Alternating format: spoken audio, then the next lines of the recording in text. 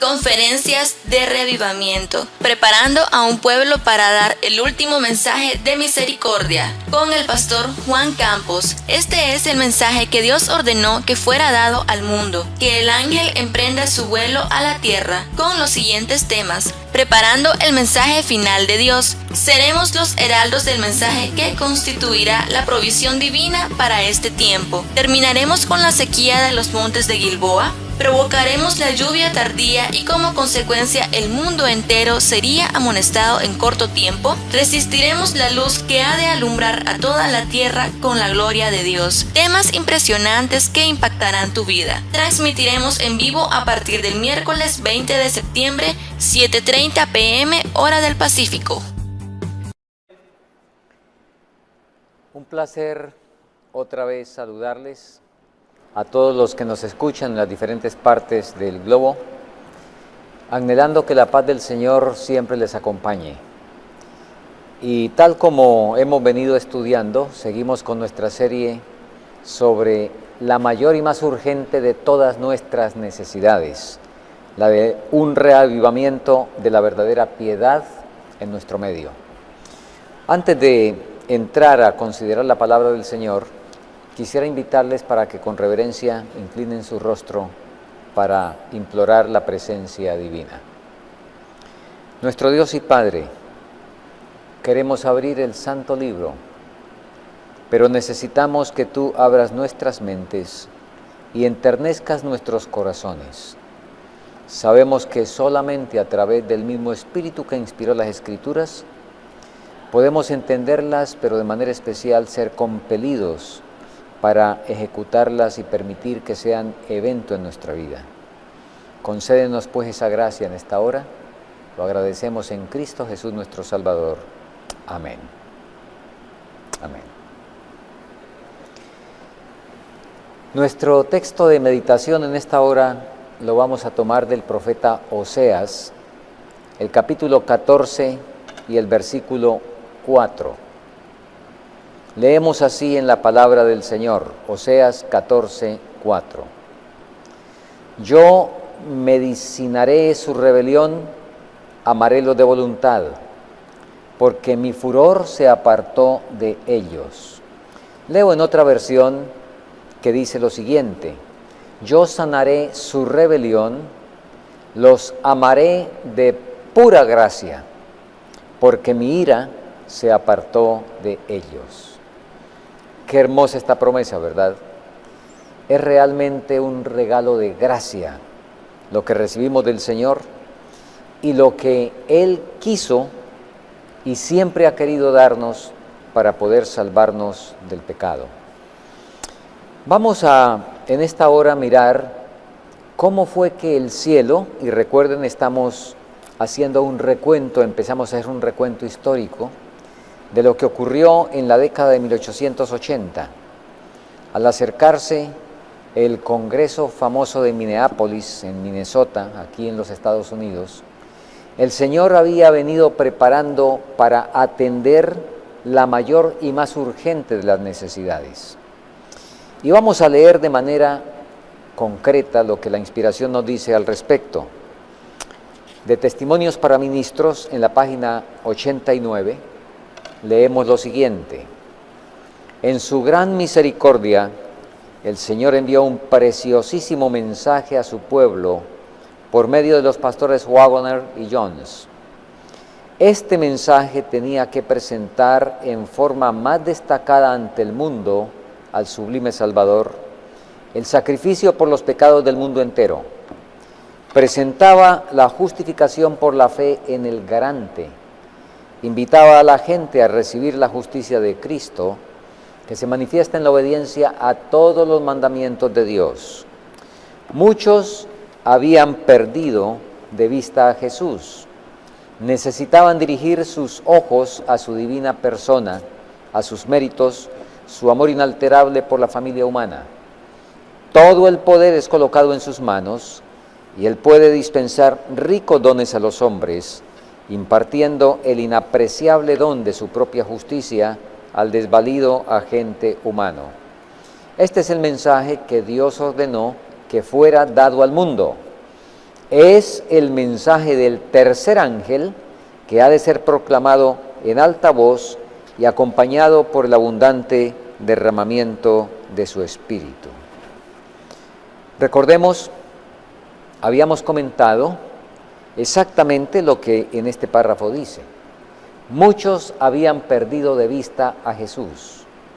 No olvidemos que los progresos desde el punto de vista material, desde el punto de vista de la influencia en el mundo, desde la manera o visto desde el ángulo del poder, iba acrecentándose. Pero el problema era que se había perdido de vista a Jesús. Inclusive, se había perdido de vista a través de la doctrina, o en medio de la doctrina mejor. Recordemos que los pastores del advenimiento, los predicadores del advenimiento, eran unos hábiles polemistas. Y en el dialecto, o en la batalla dialéctica, ganaban esas confrontaciones. Pero faltaba la esencia de todo. Y por eso el Señor, en su gran misericordia, envió, según la expresión inspirada, un preciosísimo mensaje. Ahora conviene, sin entrar a ser minuciosos ni exhaustivos, conviene que revisemos exactamente cómo es eso de la justificación por la fe. ¿Cómo es que eso opera? Y vamos a leer de Mensajes Selectos, el tomo 1, la página 430, lo siguiente. Justicia es obediencia a la ley. La ley demanda justicia y ante la ley el pecador debe ser justo, pero es incapaz de serlo. La única forma en que puede obtener la justicia es mediante la fe. Por fe puede presentar a Dios los méritos de Cristo y el Señor coloca la obediencia de su Hijo en la cuenta del pecador. La justicia de Cristo es aceptada en lugar del fracaso del hombre y Dios recibe, perdona y justifica al alma creyente y arrepentida, la trata como si fuera justa y la ama como ama a su Hijo. Conviene que nos detengamos unos momentos en esta declaración para que miremos rápidamente algunos aspectos relevantes. En primer lugar, nos dice que justicia es obediencia a la ley. ¿Qué tipo de obediencia? Una obediencia perfecta. La obediencia perfecta quiere decir que ni siquiera se comete un solo pecado, ni en acción, ni en intención, ni en pensamiento, ni siquiera uno. Cuando nosotros pensamos en que en el huerto hubo una desviación, se desobedeció y eso trajo todas las terribles consecuencias que estamos todavía cosechando hoy y seguiremos cosechando hasta que muy pronto el Señor le ponga fin a esto.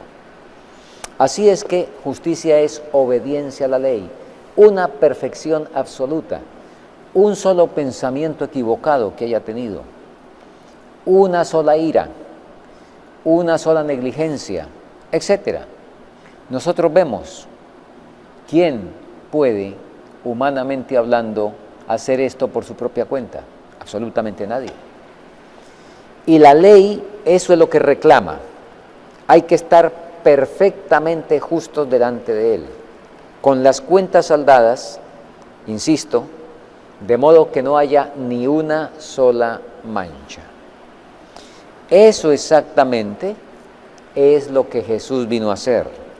Y como seguimos leyendo en el párrafo, nos dice que la única forma de satisfacer esto es por la fe creer que Cristo tomó nuestro lugar, llevó toda nuestra carga, llevó nuestra culpa, la pagó y que ahora su justicia me es acreditada a mí o imputada. Eso es, el creer eso, el aceptar eso, el saber que la justicia de Cristo es colocada en lugar de mi fracaso. Eso es lo que constituye la justificación por la fe. Muy bien, quizá volvemos a esto luego, pero en los párrafos que hemos leído, un servidor considera que es la mejor síntesis de el material tan extenso que tenemos en los escritos inspirados sobre lo que es la justificación por la fe. Ahora, ni qué hablar de la palabra de Dios. El libro de los Romanos, completo, es un tratado excepcional sobre justificación por la fe. En este momento conviene que nosotros nos enfoquemos a lo primero que deberíamos conocer respecto a lo que es la misión de ese mensaje de justificación por la fe. Si escuchamos con atención y recordamos, nosotros leímos en la cita anterior a la última de Testimonios para Ministros que este mensaje de justificación por la fe, los preciosísimos encantos de Cristo puestos a nuestro favor, que ese mensaje es el que Dios ordenó que fuera dado al mundo, que constituye el mensaje del tercer ángel y que ha de ser proclamado en alta voz y acompañado por el derramamiento del Espíritu Santo. Así es que con eso en mente vamos a ampliar un poco este asunto de la misión de ese mensaje. Todos sabemos que la misión es la razón de existencia de cualquier entidad o cualquier empresa, cualquier ser aún inerte. La misión expone el objetivo en torno al cual se mueve la prédica, en torno al cual se tiene que empujar el asunto el cual se quiere que se mueva. Si no se tiene misión, entonces no se tiene la brújula que provee realmente la dirección para la navegación y vamos a estar sencillamente deambulando al garete. La misión focaliza los esfuerzos para que no vayamos a encontrarnos, como dijo Pablo, golpeando al aire. De modo que también cuando se trata de mensajes, cuando se trata de propósitos, de esfuerzos, el oyente recibe un concepto certero del mensaje que se está escuchando. Y el observador entonces sabe la dirección, sabe para dónde va la cosa que se está moviendo. Así es que es muy importante, pero muy importante, que nosotros sepamos cuál es la misión del mensaje de justificación por la fe. Y la respuesta la encontramos en Primeros Escritos, en la página 118. Vamos a leer. Vi luego el tercer ángel. Dijo mi ángel acompañante, su obra es terrible, su misión es tremenda. Es el ángel que ha de separar el trigo de la cizaña, y aquí está nuestra temática de las noches, que es dentro de este marco, diríamos que incluyente. Es el ángel que ha de separar el trigo de la cizaña y sellar o atar el trigo para el granero celestial. Estas cosas debieran absorber completamente la mente y la atención. Muy bien. Hace unos momentos prometimos que presentaríamos el cometido de la justificación por la fe. Y acabamos de leer la misión del tercer ángel. Prometimos fue que íbamos a decir de la misión de la justificación por la fe. ¿Nos hemos equivocado? No. Una vez más vamos a reiterar algo que ya lo dijimos, pero ahora vamos a repetirlo con más énfasis. Mensajes Selectos, tomo 1, página 437. Leemos lo siguiente. Varias personas me han escrito preguntando si el mensaje de la justificación por la fe es el mensaje del tercer ángel. Y he contestado, es el mensaje del tercer ángel en verdad. Esta declaración es sumamente contundente, específica, clara. No necesitamos nosotros esforzarnos por tratar de mostrar parentesco de relación, de proximidad entre la justificación por la fe y el mensaje del tercer ángel. Porque al respecto, acabamos de leer, Elena de White no dijo, están relacionados, sino que dijo, es. La justificación por la fe es el mensaje del tercer ángel. Y esto equivale a otra declaración que ella hizo en relación con este mismo tema, o dentro de este mismo tema, cuando ella dijo, el perdón y la justificación son una y la misma cosa. Muy bien. Por lo tanto, tomando esa equivalencia, y recuerden que la misión del tercer ángel es separar y sellar, según leímos en primeros escritos. Queda por lo tanto establecida la misión de este mensaje, la misión del tercer ángel. Esa misión es separar y sellar. Vamos a leer otra declaración que nos ratifica más este asunto. En la página 421 del mismo libro que estamos leyendo, Mensajes Selectos, ahí encontramos lo siguiente. El mensaje presente, la justificación por la fe, es un mensaje de Dios. Lleva las credenciales divinas porque su fruto es, ¿para qué? Para santidad. Muy bien. A ver, espero que no nos perdamos en nuestro hilo de pensamiento. Hemos dicho que la misión del tercer ángel, cuyo mensaje es la justificación por la fe, esa misión es separar el tamo del trigo y atar o sellar para el granero celestial. ¿Está bien? Ahora, para sellar tiene que haber unas condiciones, y son las que acabamos de leer, donde dice que el mensaje de justificación por la fe lleva las credenciales divinas porque su fruto es para santidad. ¿Quiénes serán sellados? Hebreos 12:14 nos dice, seguid la paz con todos y la santidad, sin la cual nadie verá al Señor. Así es que para sellar se necesita entonces llevar ese fruto, exhibir ese fruto de santidad para poder ser sellado. Y vamos a leer otra declaración para que completemos el cuadro. En Testimonios para Ministros, entre las páginas 464 y 465, encontramos la siguiente declaración. Empieza con una pregunta. ¿Qué es justificación por la fe?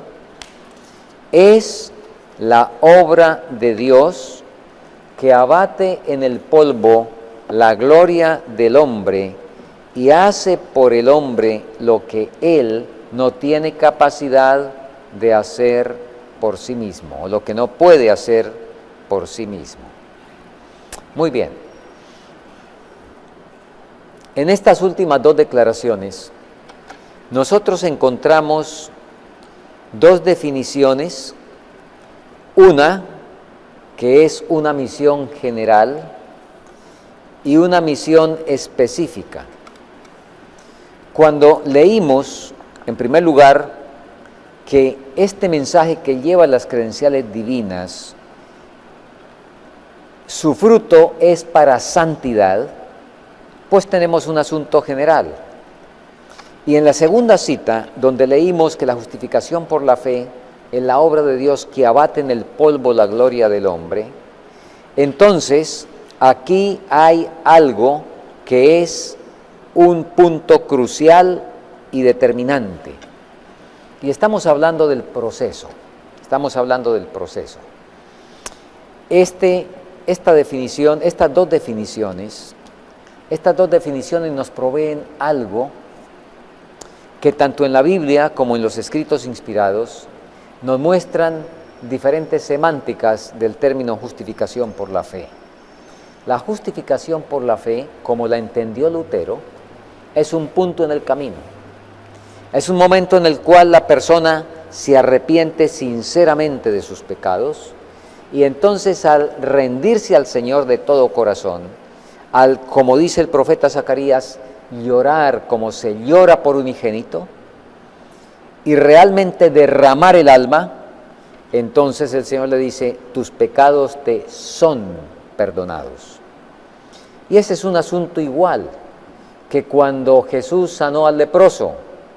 Señor, si quieres puedes limpiarme. Quiero, sé limpio. Un toque y al instante la lepra desapareció. Tus pecados te son perdonados. No se requiere un largo proceso de penitencia. El Señor no nos dice que para perdonarnos los pecados vayamos y hagamos no sé qué asunto gravoso, sino cuando el corazón, el alma se rinde, entonces tus pecados te son perdonados. Pero el fruto es para santidad. Y la santidad no es un asunto que se logre en un momento. La santidad es una cuestión, de momento se recibe la cualidad de santo, pero mantener eso y luego entrar a vencer los defectos de carácter que persisten todavía en nosotros cuando empezamos el camino, pues es un asunto que lleva tiempo. Es un fruto de una maduración, de un proceso de maduración. Ahora, si bien el perdonar los pecados y el declarar justo es una cuestión de un momento, al ser humano le cuesta mucho trabajo llegar realmente hasta ese punto. Y tiene un trabajo que seguir realizando de ahí en adelante para seguir avanzando en el camino o en el proceso de justificación por la fe. Porque la justificación por la fe, y a ver, tenemos aquí en América varios países que nos pueden servir de ejemplo. Cuando decimos México, ¿usted en qué piensa? Bueno, algunos pueden pensar en la capital, en la ciudad. Otros pueden pensar en el país. Ambos son México. El uno encierra al otro. Con justificación por la fe ocurre igual. Bíblicamente, y también en la inspiración, justificación por la fe en algunos contextos significa todo el proceso de la salvación, que incluye un punto capital, lo llamo yo. Allá lo que ocurrió en la cruz. Por supuesto, esa es la capital del proceso de justificación por la fe. Ahora, en la última cita que leímos, donde nos dice que justificación por la fe es la obra de Dios que abate en el polvo la gloria del hombre y hace por el hombre lo que él no puede hacer por sí mismo. ¿Cuánto dura Dios en abatir en el polvo el orgullo humano? ¿Cuánto? Tremendo. ¿Cuánto trabajo le cuesta a Dios abatir ese orgullo que hay en nosotros? En algún momento dado podemos rendirnos. Y podemos rendirnos completamente al Señor. Pero se sigue trabajando para extirpar las trazas que quedan ahí. Ahora, el llegar a rendirse, el ser humano encuentra muy, pero muy difícil eso. Y la razón está clara en Romanos, el capítulo 8, por ejemplo, y en el versículo 7, donde nos dice, por cuanto los designios de la carne son enemistad contra Dios, porque no se sujeta a la ley de Dios ni tampoco puede. Otras versiones dicen, porque la mente carnal, o como leímos en la pantalla, porque la intención de la carne no está, sino es. Qué más fácil fuera que la intención de la carne, que los designios de la carne estuvieran. Porque si estuvieran, pues es muy distinto de ser. Yo estoy aquí en este momento hablándoles. Dentro de una hora no estaré aquí, estaré en otro sitio. Y luego muy lejos posiblemente. De modo que, pero lo que soy, no interesa dónde vaya, eso sigo siendo. Aquí nos explica que la intención de la carne es enemistad contra Dios. Ese orgullo del corazón natural, que es enemistad contra Dios, qué trabajo tremendo le cuesta a Dios para que eso lo rindamos. Y por esa razón es que el Señor dijo, y en textos que si se leen descuidadamente y no se pide al Señor que nos ayude a concatenarlos, vamos a encontrar los contradictorios. El Señor dijo en San Mateo, capítulo 7, entrad por la puerta estrecha, porque estrecha es la puerta y angosto el camino que lleva a la vida. ¿Y cuántos son los que entran por ella? Pocos, por esas razones de dificultad. El apóstol Pablo complementó eso diciendo, hablando de dos expresiones, una de ellas en 1 Corintios 9, cuando él dijo en el último versículo, versículo 27, sino que sujeto mi cuerpo. Otras versiones dicen golpeo, otras dicen hiero. Sino que hiero mi cuerpo, antes hiero mi cuerpo y lo pongo en servidumbre, no sea que habiendo predicado a otros yo mismo venga a ser reprobado. Y en un pasaje todavía más, ¿qué diríamos?, concreto o elocuente, en Hebreos capítulo 12 y el versículo 4, leemos de la siguiente manera, pues aún no habéis resistido hasta la sangre combatiendo contra el pecado. ¿Cómo es entonces la lucha para rendirse al Señor y para ganar la victoria sobre el pecado? Y sobre todo estamos destacando en este momento es el punto de rendirse al Señor. Bueno, teniendo esos pasajes en mente, leemos uno que le gusta mucho a la gran mayoría de las personas, o nos gusta, digo mejor, nos gusta mucho. San Mateo capítulo 11, los versículos 28 al 30, y por supuesto que son extraordinariamente hermosos. Venid a mí todos los que estáis trabajados y cargados, y yo os haré descansar. Llevad mi yugo sobre vosotros, y aprended de mí que soy manso y humilde de corazón, y hallaréis descanso para vuestras almas. Y quiero destacar el versículo 30, porque mi yugo es como fácil y ligera mi carga. ¿Cómo es eso? ¿Al fin es fácil o es difícil? Jesús nos dijo esto en San Mateo 11, que el yugo era fácil. Y como ya referimos en el Sermón del Monte, Él nos dijo en el capítulo 7, versículo 13, entrad por la puerta estrecha, porque ancha es la puerta y espacioso el camino que lleva a la perdición, y muchos son los que entran por ella. Porque estrecha es la puerta y angosto el camino que lleva a la vida, y pocos son los que la hallan. ¿Cómo es al fin? ¿Fácil o difícil? Las dos cosas son ciertas. Lo que ocurre es que tienen una ubicación, cada una de ellas. Son ciertas en el tiempo y en el lugar y en el modo.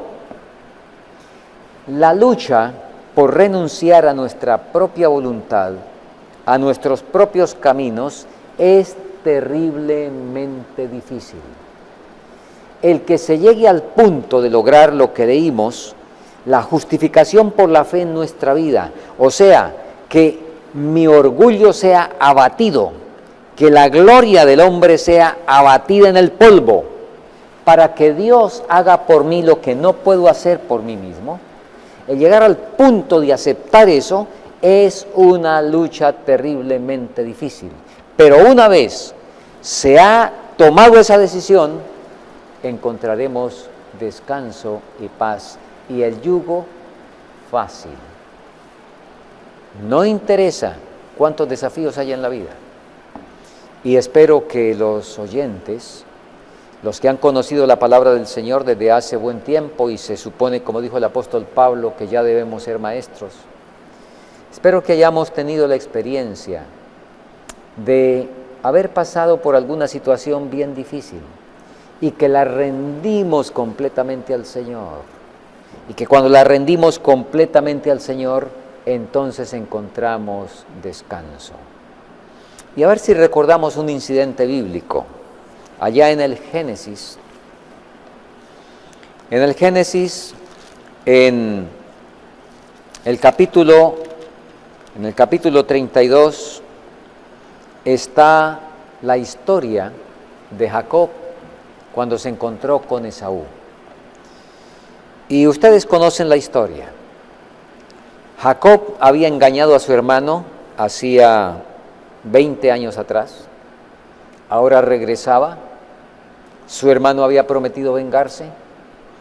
Jacob supo que venía a su encuentro con 400 hombres. El terror se apoderó de Jacob. Hizo una serie de arreglos para aplacar la ira de su hermano.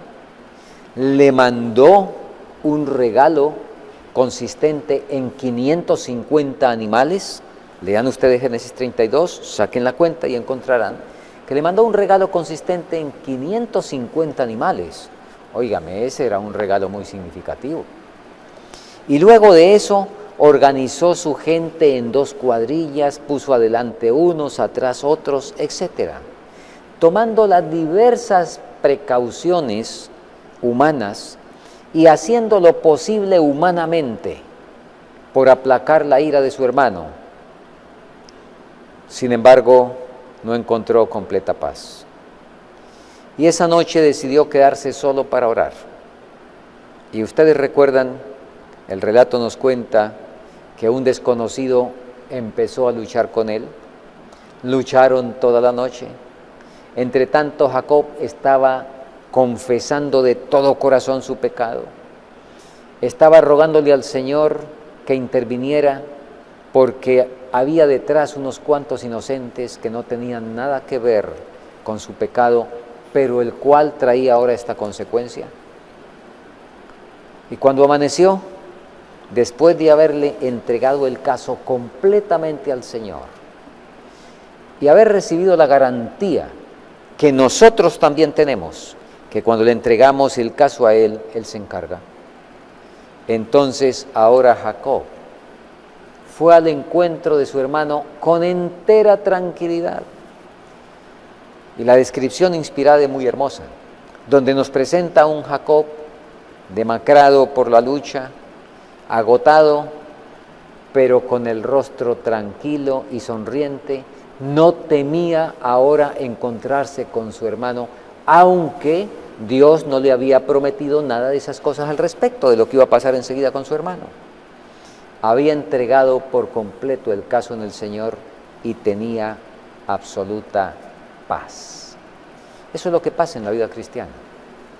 Cuando realmente hemos experimentado esto de la justificación por la fe, o sea, que hemos recibido la garantía de que tus pecados te son perdonados, porque hemos hecho la entrega de la voluntad, porque como Pablo dijo, ya no vivo yo, sino vive Cristo en mí, entonces podemos tener la tranquilidad y saber que ahora mi yugo, dijo Cristo, es fácil. Antes de eso cargamos nuestro propio yugo y ese sí que es difícil, terrible, nos agobia, nos aplasta, pero mi yugo es fácil y ligera mi carga. Muy bien, volvamos un poco a este asunto de la misión del tercer ángel o la misión del mensaje de justificación por la fe. La misión final, repito, recuerden, es separar y sellar. Pregunto, ¿qué método o con qué aparato se va a medir para poder hacer esa separación, esa, diríamos hoy, discriminación entre el trigo y la cizaña? ¿Qué método usará el tercer ángel para lograr eso? ¿Será que de pronto hace como en el Antiguo Testamento, como hizo Gedeón, que puso unas pruebas y puso un vellón afuera y dijo, bueno, si llueve y no se moja? Después dijo, si no llueve y se moja. ¿O será que de pronto el tercer ángel echará suertes como hicieron en el aposento alto por insinuación de Pedro para escoger el sucesor de Judas? ¿O será que de pronto echa una moneda al aire?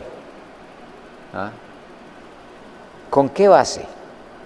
¿Cómo es que hará esa discriminación, esa separación, este mensaje? Vamos a leer en Isaías 66:1. Isaías 66:1 nos provee respuesta. Dice así: Jehová dijo así: el cielo es mi solio y la tierra estrado de mis pies. ¿Dónde está la casa que me habréis de edificar y dónde está el lugar de mi reposo? Y avanzamos con el versículo 2. El versículo 2 nos sigue diciendo: mi mano hizo todas estas cosas, y así todas estas cosas fueron, dice Jehová. Mas a aquel miraré, que es pobre y humilde de espíritu, y que tiembla ante mi palabra. Leído en otra versión nos dice: miraré a aquel que es pobre y humilde de espíritu, y que tiembla ante mi palabra. ¿Qué es eso? ¿Qué es eso de pobre y humilde de espíritu? O el pobre y humilde de espíritu aquí, por supuesto, es igual que el de la bienaventuranza. No el de un ánimo apocado que habla bajito, que casi no dice nada, que es introvertido, que, bueno, diríamos incluso es acomplejado. En muchos países decimos ese es pobre de espíritu, pero obviamente no es eso lo que aquí está diciendo. Aquí nos está relacionando el pobre de espíritu, el humilde de espíritu, aquel que exactamente se rinde al Señor, el que le entrega por completo su vida. Ese es el pobre de espíritu. Y ahora dice que tiembla ante mi palabra. ¿Qué es eso de temblar ante su palabra? Oh, el mensaje del tercer ángel en su primera fase, nosotros conocemos como el primer mensaje, dice: temed a Dios y dadle gloria. Temed, temblad. ¿Qué es eso? ¿Qué es eso? ¿Asustarnos? No. Me gusta la definición bíblica o las definiciones bíblicas en muchos casos. Nosotros que tuvimos y que tenemos una herencia griega, usamos los diccionarios y nos ponemos con términos y bueno, hacemos toda una serie de explicaciones literarias de las cosas. Una vez le preguntaron a Jesús: ¿quién es mi prójimo? Y Jesús contestó relatando una historia, presentando un hecho concreto que había ocurrido. Pasa igual con esta palabra temer. Si usted al diccionario le dirá unas cuantas cosas, pero escuche la definición de temer que Dios coloca en su palabra. Una noche Dios le habló a un hombre a quien le había jurado un pacto y le había dicho que su descendencia sería como las estrellas del cielo. Y esa noche le dijo: vamos a hacer una cosa, levántese, tome a su único hijo, al que amas, y necesito que vaya al sistema montañoso del Moriah y lo ofrezca en holocausto en uno de los montes que yo te voy a decir. Tremendo, impresionante. Y podríamos abundar en detalles. Abraham, quien ustedes saben que es el hombre del relato y cuyo registro está en Génesis el capítulo 22, Abraham no le comentó a Sara porque el amor maternal le habría impedido ejecutar la orden de Dios. Así es que tomó el muchacho y se puso en camino. Dios le había dicho, y miremos exactamente el versículo 2, toma ahora tu hijo, tu único Isaac, a quien amas, y ofrécelo allí ¿en qué? En holocausto, sobre uno de los montes que yo te diré. Ofrecerlo, no importa la manera, ya habría sido un asunto terriblemente difícil, espantosamente difícil. Quitarle la vida al hijo, así hubiera sido en el paredón con un disparo. Terrible eso, pero no fue lo que le dijo Dios. En ese tiempo, por supuesto, no existían los disparos. Lo que Dios le dijo fue holocausto. Había varias formas de sacrificio. Cuando usted abre el libro de los Levíticos, encuentra diferentes tipos de sacrificio. Eran distintos, depende la naturaleza del caso. Y el holocausto, cuando usted lee Levítico capítulo 1, versículo 5 en adelante, encuentra que en el holocausto, en primer lugar, había que degollar la víctima. Luego había que sacarle la piel. Después había que abrirlo, sacarle los intestinos y lavarlo. El paso que venía era descuartizarlo y de último quemarlo. Eso fue lo que Dios le dijo a Abraham que hiciera con Isaac. ¿Qué tal? Impresionante, increíble. Toma el hijo, degüéllelo, desóllelo, ábrale los intestinos, descuartícelo y quémelo. ¿Qué hizo Abraham? Todos sabemos que Abraham no alcanzó a ejecutar el acto final. Pero no olvidemos que en el plan de Dios, de la manera como Dios conceptúa, no se necesita llegar al hecho. Lo que se necesita es colocar la intención y ponerse en camino. Y Dios lo cuenta como hecho. Por lo tanto, Dios contó como hecho que Isaac había sido ofrecido en holocausto. Aunque a última hora, cuando no había escapatoria, cuando Abraham había perdido ya la esperanza de que un poco antes del asunto el Señor interviniera, cuando él levanta el cuchillo, y a mí me gusta un cuadro que algún artista ha pintado, donde en vez de una voz hay es una mano por detrás que la toma de acá cuando va a lanzar el cuchillo para enterrarlo en el cuerpo de su hijo. Y entonces ahora viene la definición de Dios, y vamos a leerla textualmente. Capítulo 22 de Génesis. Capítulo 22 de Génesis, y vamos a leer en el versículo 12. Y dijo, Génesis 22:12, no extiendas tu mano sobre el muchacho ni le hagas nada, porque ya conozco que temes a Dios, pues que no me rehusaste tu hijo, tu único. ¿Qué es temer a Dios? ¿Qué es temer a Dios? Esto es temer a Dios.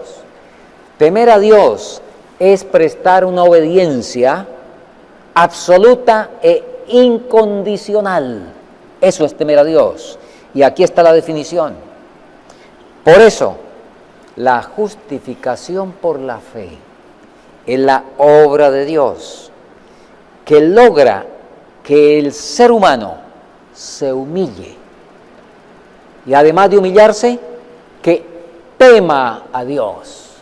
En este temor de Abraham, no un temor que corre cuando hay terremotos, no en el temor que se deprime cuando hay quiebra financiera, en nada de eso, sino una obediencia, insisto, absoluta e incondicional, y eso es lo que el apóstol o lo que el profeta Isaías dijo: miraré a aquel que es pobre de espíritu y que tiembla ante mi palabra.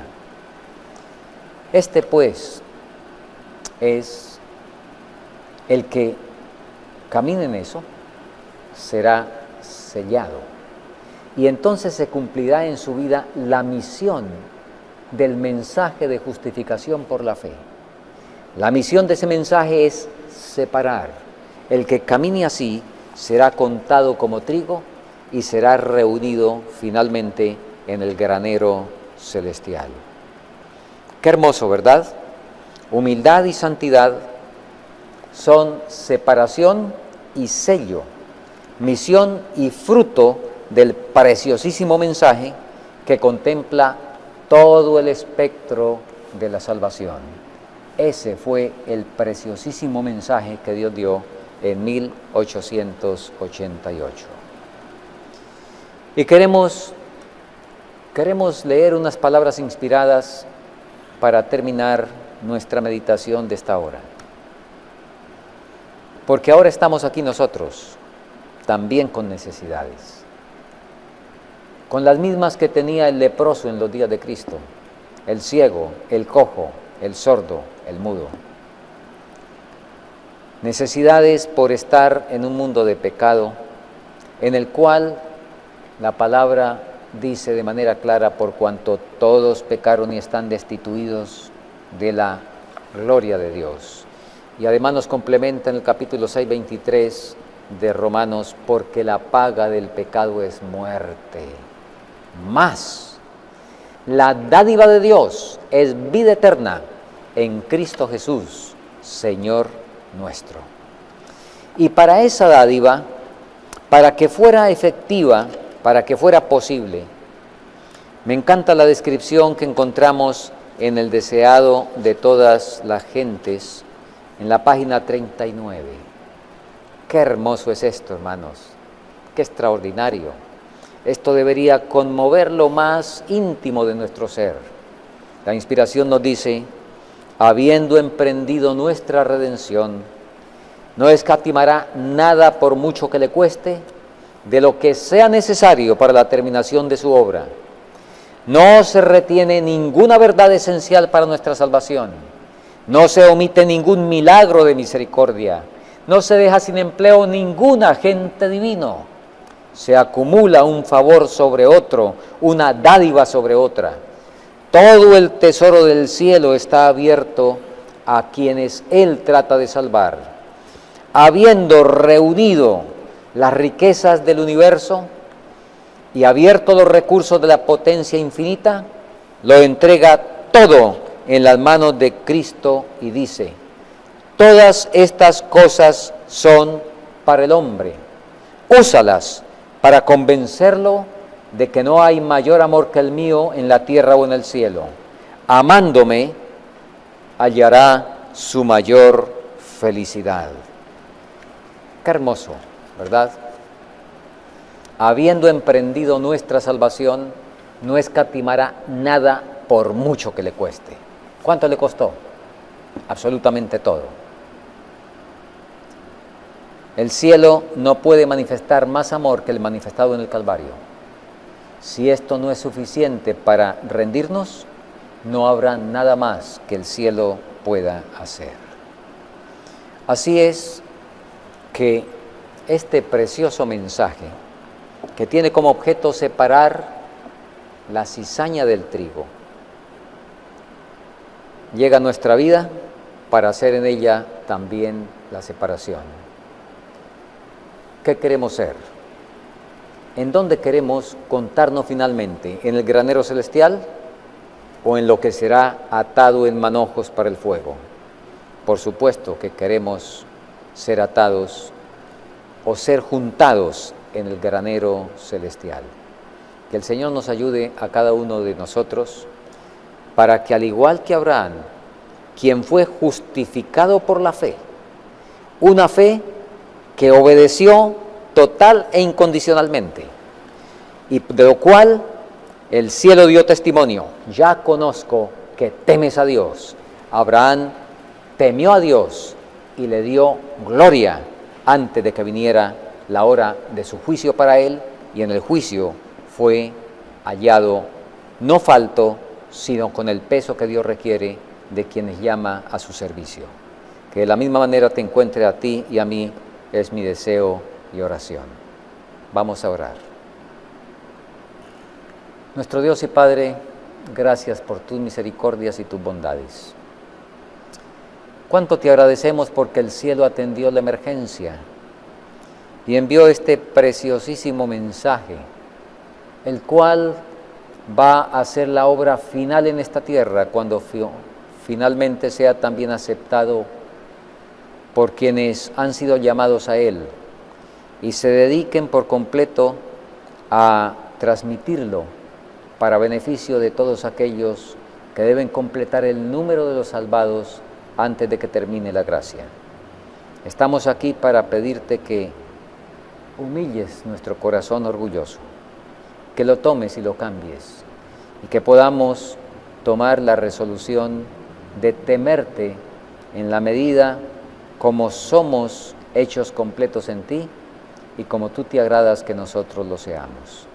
Gracias por acompañarnos y quédate con nosotros según tus misericordias, atando el testimonio y sellando la ley en nuestras vidas. Lo agradecemos en Cristo Jesús nuestro Salvador. Amén. Metro Evangelización 3000. En la Biblia encontramos el gran desafío evangelístico que han representado las ciudades a quienes desean hacer suya la orden de ir y predicar el Evangelio. En la actualidad, la mayoría de personas viven en las grandes metrópolis. Debemos aceptar que hoy podemos predicar a cientos, miles y millones de personas que están a nuestro alrededor. Y esto lo podemos hacer con planes muy abarcantes que nos desafíen a una obra mayor. Ya están listos los peces, ya están listas las redes, solo faltan los pescadores. Presentamos Metro Evangelización 3000. Todos pueden hacer algo en esta obra. En estas reuniones hogareñas presentamos a Cristo a las familias. Metro Evangelización 3000, donde más de 125 ciudades serán impactadas por el mensaje de salvación de la verdad presente. Únete, acércate y forma parte de este magno evento. Abre tu hogar y sed de